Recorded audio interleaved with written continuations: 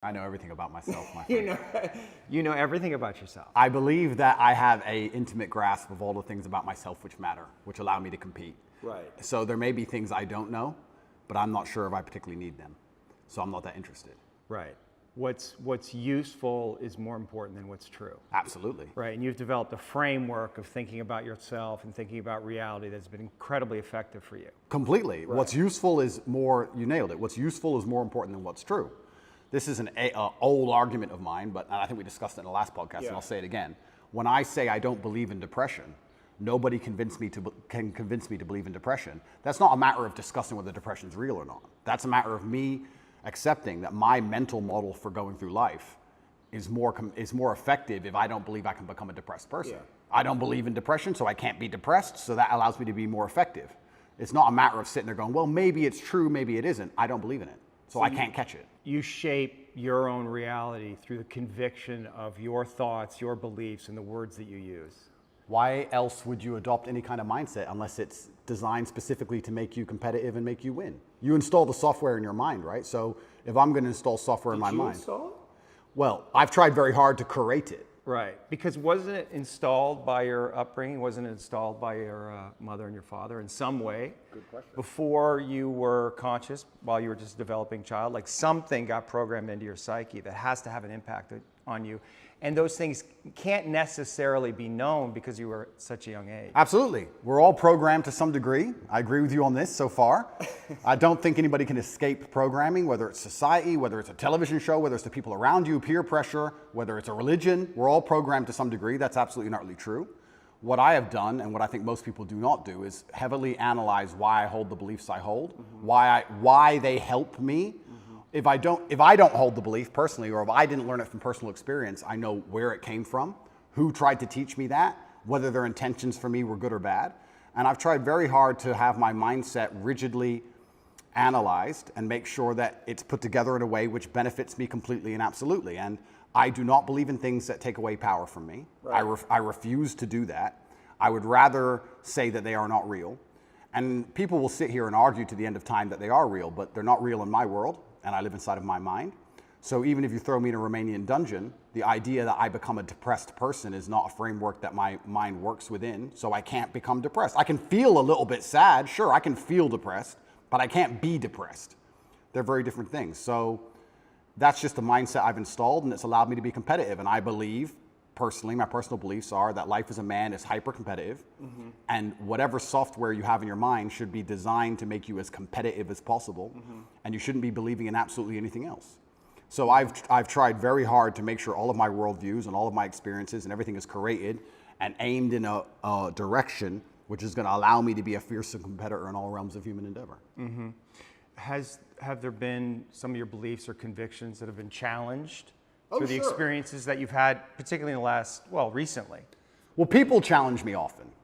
And what a lot of people don't understand is that I will never adopt the thinking of somebody who is sad, and I will never adopt the thinking of somebody who is less competitive than I am or less successful than I am. If someone comes along and goes, Andrew, you are wrong, the way you see the world is wrong, but they are suffering from an affliction, why would I adopt a single iota of what they say? So it's kind of funny when I talk about depression, the number of people who defend depression. Depression's ruined my life, it's super real, and I lost my wife, and my life is over, and I want to kill myself, it's real. I'm like, surely you should like my worldview. If depression's so terrible and it's destroyed your entire existence, you should be listening to me tell you it's not real. But instead they're defending it and sticking up for it, which I find very interesting. So that's the first thing. In regards to whether I have had any of my convictions challenged, it's kind of amazing. Maybe it's just a semantics trick, and maybe it's that simple. Maybe it's as simple as saying, I feel a little bit depressed today, but I am not a depressed person, and I cannot become depressive. I'm not going to have depression. Maybe it's just a semantics trick, and by saying that alone, I understand that it's a temporary state of mind, which I can alter and I can affect. And I've never struggled with long-term depression or long-term negative thoughts because I don't believe in that mental model. I think that your mind, like I said, it's software, it's programmed in, and they say inside the Matrix or in every single video game, there are boundaries and there are limits. There are certain things you can and can't do. And I don't believe my mind can be put in a state of permanent negativity. I don't believe in that. I don't think it's possible, so it just doesn't happen. you have two choices as a man. Often when bad things happen, I feel like you can maybe get depressed and sad about it, but the other outlet's usually anger or a form of anger. I felt like anger was more, in many cases, anger is more effective, I guess. It's more useful. You were angry in there? I wouldn't say I was angry, but if I started to feel negative, I could turn it into frustration or anger, which I could at least alleviate with 2,000 push-ups. Right. It's better than feeling sorry for myself. Right. I feel like if I had to choose one of the two outlets, deciding to use controlled anger was more beneficial than sitting around feeling sorry for myself. I don't ever believe in moping or feeling sad. So when I was at my worst, perhaps I was a little bit angry. But then again, I also think I do that in my normal life. If I'm honest, I don't think anger is a necessarily bad thing. I think that misdirected anger is a bad thing. I think if you get very angry about scenarios and you put it in the correct direction, you get unlimited motivation and you get a lot done.